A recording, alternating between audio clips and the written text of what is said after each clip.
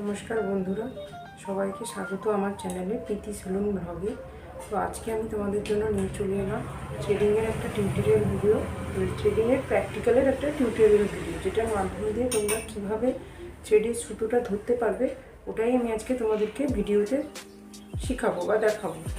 তো চলো ভিডিওটা দেখে নেওয়া যায়। প্রথমে থ্রেডিংয়ের এই সুতোটা নিবে,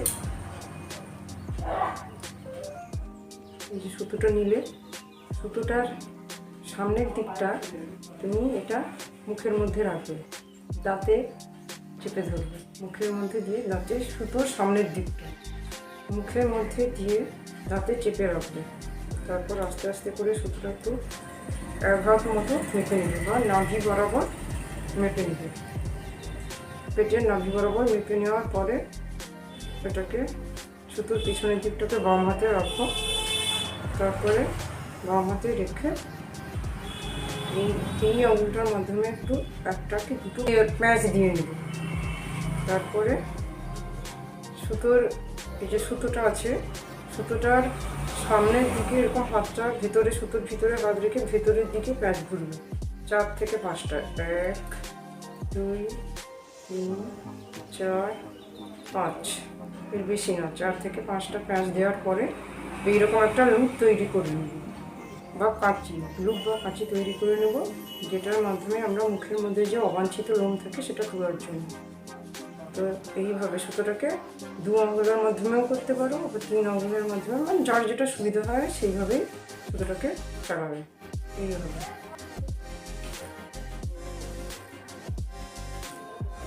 মনে রাখবে, সুতোটা থ্রেড যখন করব চাপ কিন্তু সমানভাবে মুখের চাপ আর 2 হাতের চাপ সমান তুলতে হবে।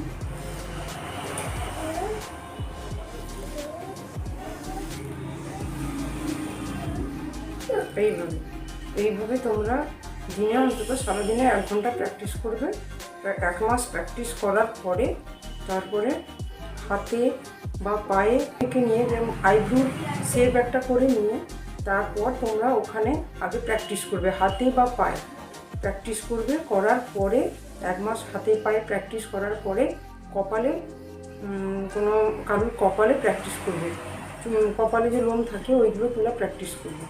করার পরে আইব্রোতে যাবে। আইব্রোতে হঠাৎ করে হাত দেবে না, 2-3 মাস ভালো করে প্র্যাকটিস করার পরে আইব্রোতে যাবে, নাহলে আইব্রো খারাপ হয়ে যেতে পারে। এইভাবে সুতোটা আবার একবার দেখাচ্ছি। এই যে সুতোর সামনের দিকটা মুখের মধ্যে নিলাম, পেছনের দিকটাকে, এই যে সুতোর পেছনের দিকটা, এটা সুতোর পেছনের দিকটাকে, সুতোটাকে ফার্স্টে মুখের মধ্যে নেওয়ার পরে মেপে নিব, এই পেটের নাভি বরাবর মেপে নিব, নাহলে 1 হাত মতো মাপ নিয়ে নেব। মাপ নেওয়ার পরে আমরা সুতোর পেছনের দিকটাকে এই আঙুলে ঘুরিয়ে নেব 1 2। তারপর ঘোরানোর পরে এই ডান হাতটাকে সুতোর উপরে রাখবো, রেখে ভেতরের দিকে, বাইরের দিকে নয়, ভেতরের দিকে প্যাঁচ ঘুরিয়ে নেব। 1 2 3 4 5, এলে লুকটা তৈরি হয়ে যাবে আমাদের। এটাকে চাইলে বাড়িয়ে নিতেও পারো। তোমরা যেভাবে ইচ্ছা এটা প্র্যাকটিস করতে পারো।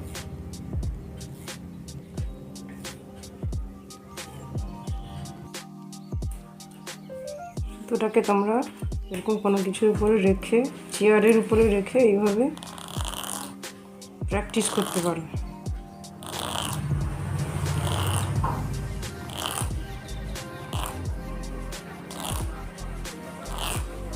যদি আজকের ভিডিওটা ভালো লেগে থাকে তোমাদের, তাহলে প্লিজ আমার চ্যানেলটাকে সাবস্ক্রাইব করে দিও, লাইক করে দিও, আর কমেন্ট করে দিও, আর পারলে শেয়ার করে দিও। আজকের জন্য এতটাই। নমস্কার।